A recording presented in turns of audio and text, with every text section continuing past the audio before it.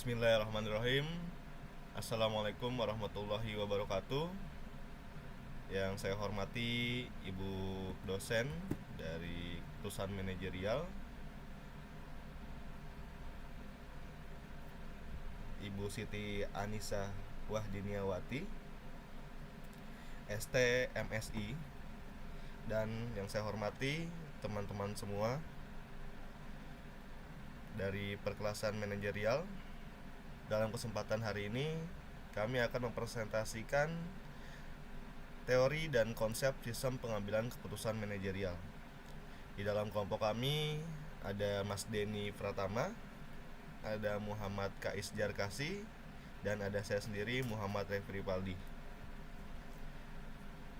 Gak usah lama-lama, kita langsung mulai ke pendahuluannya teman-teman. Dari sini ada pengambilan keputusan merupakan salah satu fungsi inti dalam manajemen yang sangat menentukan arah dan keberhasilan organisasi. Dalam konteks organisasi modern, pengambilan keputusan manajerial tidak hanya dipengaruhi oleh faktor rasional, tetapi juga oleh keterbatasan informasi, waktu, dan sumber daya. Oleh karena itu,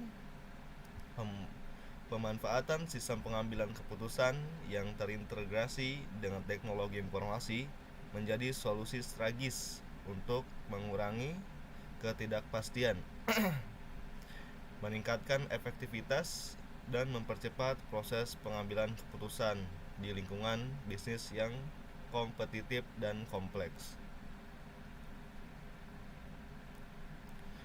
Teori pengambilan keputusan. Teori pengambilan keputusan adalah studi interdisipliner tentang bagaimana individu, kelompok, atau organisasi membuat pilihan di antara berbagai alternatif.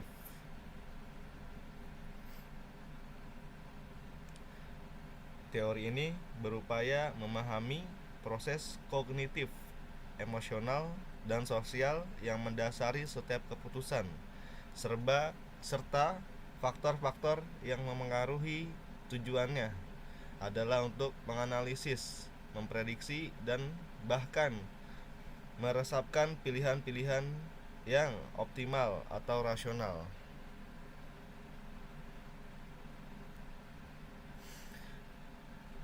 Dalam teori pengambilan keputusan ada 3 teori.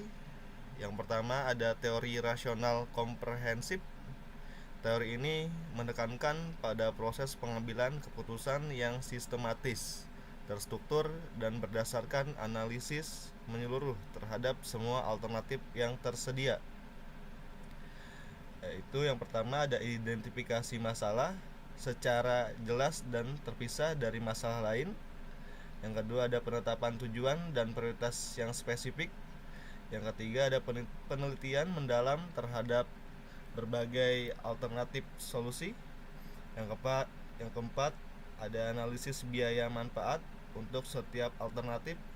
Yang kelima ada pemilihan alternatif terbaik yang paling mendukung tercapainya tujuan organisasi. Itu yang dijelaskan di teori rasional komprehensif.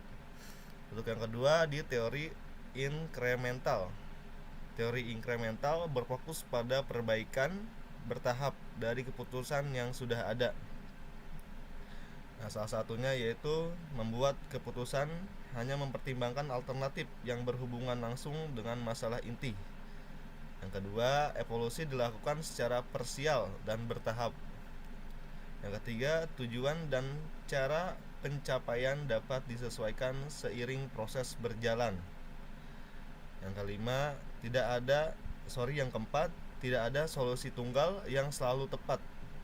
Keputusan bisa diambil berdasarkan konsensus dan penyesuaian keberkelanjutan. Itu untuk teori inkremental. Yang ketiga ada teori keputusan sosial. Di dalam teori keputusan sosial yaitu mempelajari bagaimana keputusan dibuat dalam konteks kelompok dan interaksi sosial, termasuk faktor-faktor seperti norma budaya dan pengaruh sosial. Yaitu yang pertama, keputusan struktur bersifat rutin berulang dan prosesnya jelas. Yang ketiga, keputusan semi struktur sebagian dapat diotomatisasi, sebagian lagi memerlukan pertimbangan manusia. Yang ketiga, keputusan tidak terstruktur, kompleks, tidak rutin, dan sangat bergantung pada intuisi serta pengalaman manajerial. Itu untuk teori keputusan sosial. Ada 3 contoh dari teori keputusan tersebut. Next. Di sini ada konsep sistem pengambilan keputusan. Sistem pengambilan keputusan manajerial atau biasa disingkat SPKM atau dikenal juga sebagai Decision Support System (DSS) dalam konteks yang lebih luas adalah sistem informasi berbasis komputer yang dirancang untuk mendukung dan meningkatkan kualitas pengambilan keputusan di semua tingkat manajerial dalam suatu organisasi. Ini bukan tentang menggantikan manajer, melainkan memperdayakan mereka dengan informasi yang relevan, analisis yang tepat, dan alat untuk mengeksplorasi berbagai skenario. Sistem ini memanfaatkan teknologi informasi untuk mengumpulkan, memproses, dan menganalisis data sehingga menghasilkan rekomendasi yang lebih efektif dan efisien. Next. Berikutnya di sini ada komponen utama SPK atau DSS. Yang pertama itu ada subsistem manajemen data. Basis data yang menyimpan data internal dari operasional perusahaan dan eksternal, yaitu data pasar, industri, ekonomi yang relevan untuk pengambilan keputusan. Nah, jadi di sini pengambilan keputusan subsistem manajemen data itu basis data yang menyimpan informasi yang relevan dan mudah diakses. Yang berikutnya, yang kedua, ada subsistem manajemen model. Komponen vital yang berfungsi sebagai gudang dan pengelola berbagai model analitis dan kuantitatif yang digunakan untuk menganalisis data dan membantu proses pengambilan keputusan. Nah, subsistem manajemen model ini berisi model analisis, yaitu statistik, finansial, manajemen yang membantu simulasi dan prediksi. Berikutnya yang ketiga ada subsistem dialog atau antarmuka pengguna. Bagian dari SPKM yang berinteraksi langsung dengan pengguna manajer antarmuka yang baik, harus intuitif, mudah digunakan, dan memungkinkan manajer untuk dengan mudah memasukkan data, memilih model, menjalankan analisis, dan mendapatkan laporan atau visualisasi hasil. Nah, subsistem dialog antarmuka pengguna ini media atau interaksi antara pengguna dan sistem, biasanya itu berbasis grafis dan mudah digunakan. Berikutnya. Nah, di sini ada tahapan proses pengambilan keputusan menurut Simon. Yang pertama itu ada fase intelijensi, identifikasi masalah dan pengumpulan data. Nah, fase intelijensi ini identifikasi masalah dan pengumpulan data itu dari menurut Simon tadi. Dan fase pilihan, evaluasi dan pemilihan solusi terbaik. Berikutnya ada fase implementasi, penerapan dan pengendalian solusi yang dipilih. Nah, di sini ada beberapa contoh penerapan sistem pengambilan keputusan. Yang pertama itu ada DSS berbasis data, digunakan untuk menganalisis data historis dan saat ini, misalnya dalam perencanaan produksi atau penjadwalan. Yang kedua ada DSS berbasis model, membantu simulasi keuangan, penjadwalan kerja, atau mengoptimalkan sumber daya. Yang berikutnya, yang ketiga ada DSS cerdas, menggunakan kecerdasan buatan untuk mengekstraksi pola dan tren dari data besar, misalnya dalam diagnosa medis atau prediksi pasar.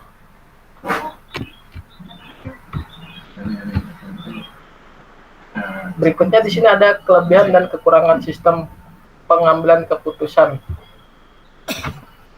Nah, di sini ada kelebihannya, yaitu meningkatkan efektivitas keputusan, mendukung analisis masalah kompleks dan tidak terstruktur, adaptif terhadap berbagai kebutuhan organisasi. Kekurangannya yaitu bergantung pada kualitas data dan model, dapat menimbulkan ketergantungan pada teknologi, dan membutuhkan investasi awal yang relatif besar. Next. Selanjutnya akan dibacakan Bang Koy, silahkan. Berikutnya di sini kami ambil contoh studi kasus dan interpretasi implementasi DSS di PT Telkom. Perancangan tools decision support system untuk pemilihan alternatif pengembangan suatu jaringan akses atau studi kasus PT Telkom Kandatel Yogyakarta. PT Telkom Kandatel Yogyakarta menghadapi tantangan dalam menentukan pilihan pengembangan jaringan akses telekomunikasi yang tepat antara menggunakan teknologi wireless atau fleksi atau wireline atau direct LAN cable. Dalam era persaingan yang sangat dinamis, perubahan kebutuhan dan kondisi pasar terjadi dengan cepat sehingga perencanaan jangka menengah dan panjang menjadi kurang efektif. Untuk mengatasi hal ini, PT Telkom mengembangkan sebuah aplikasi Decision Support System atau DSS berbasis metode Analytical Hierarchy Process atau AHP yang membantu pengambilan keputusan secara cepat, akurat, dan berbasis data lapangan. Aplikasi DSS ini mempermudah evaluasi alternatif pengembangan jaringan akses dengan mempertimbangkan berbagai kriteria yang berubah secara dinamis. Sistem ini menghasilkan keputusan yang bersifat matematis dan objektif, sehingga membantu manajemen dalam memilih opsi terbaik yang sesuai dengan kondisi wilayah dan kebutuhan pelanggan. Nah, di sini ada interpretasi berdasarkan teori dan konsep sistem pengambilan keputusan manajerial. Yang pertama itu ada klasifikasi keputusan. Keputusan yang dihadapi PT Telkom termasuk dalam kategori keputusan semi terstruktur. Karena meskipun ada data dan kriteria yang jelas, keputusan akhir masih membutuhkan pertimbangan manajerial dan adaptasi terhadap perubahan cepat di lapangan. Yang kedua itu ada tahapan pengambilan keputusan. Yang pertama itu ada fase intelijensinya, pengumpulan data dan identifikasi masalah terkait pengembangan jaringan akses. Kedua itu ada fase desain, pengembangan alternatif, solusi wireless dan wireline, wireless versus wireline, dan penentuan kriteria evaluasi. Yang ketiga itu ada fase pilihannya, penggunaan metode AHP dalam DSS untuk menganalisis dan memiliki alternatif terbaik secara matematis. Yang keempat itu ada fase implementasi, pelaksanaan keputusan pengembangan jaringan yang terpilih dan evaluasi hasilnya.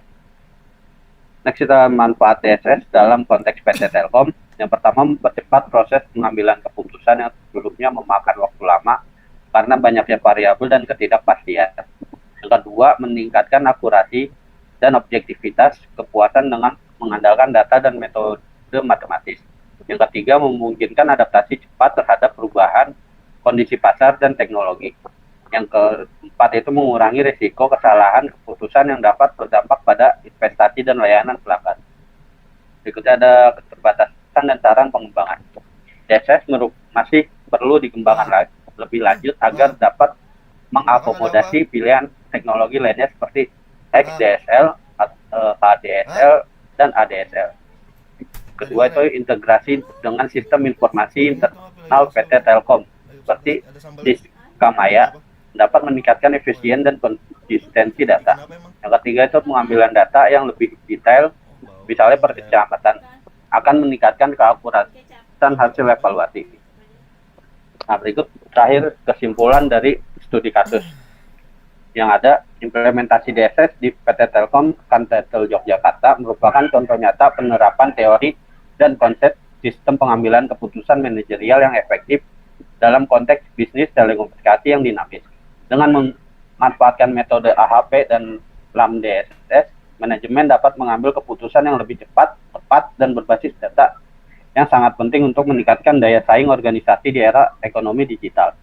Studi ini juga menegaskan pentingnya pengembangan berkelanjutan dan integrasi sistem untuk mendukung pengambilan keputusan yang lebih komprehensif dan adaptif. Sekian presentasi dari kelompok kami. Terima kasih. Wassalamualaikum warahmatullahi wabarakatuh.